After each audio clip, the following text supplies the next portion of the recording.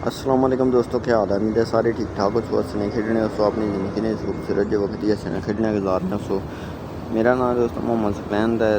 तकन लगे तुम सकलैन ट्रैक्टर एजे के यूट्यूब चैनल। आज दोस्तों थोड़े वास्ते लैके आए एक 640 सोहनी सुथरी जी दोस्तों गड्डी है। मॉडल गड्डी का 2006 है। तो जैनवन नाल इतनी दोस्तों गड्डी है। रंग शंग गड्डी ना जड़ा ये मुकम्मल जैनवन है बस, ठीक है। उक शुक गड्डी कोई नहीं लगी, ठीक है। तो बिल्कुल सादी गड्डी है, ठीक है। तो साफ जी कंडीशन ही दोस्तों गड्डी है, मुनासिब प्राइस नहीं गड्डी हैगी।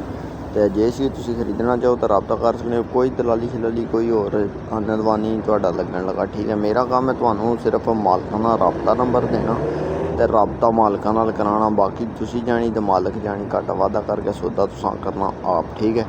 तो जे खरीदना चाहो तो तुसीं रब्ता कर सकते हो। रब्ता करने का तरीकाकार ये है, वीडियो करो लाइक, चैनल की सब्सक्राइब करके चैनल की डिस्क्रिप्शन की ओपन करो, उतो जाके मेरा कटो रब्ता नंबर तो रब्ता करो, ठीक है। उन्हें जो रब्ता नंबर मौजूद है, ठीक है। तो बाकी दोस्तों मिलने हैं नैक्सट वीडियो जिन्हें तुम ख्याल रखे, अपना दुआवां याद रखे बंदा इन्ह चीज़ की। बाकी मिलने अल्लाह सुनने वाला।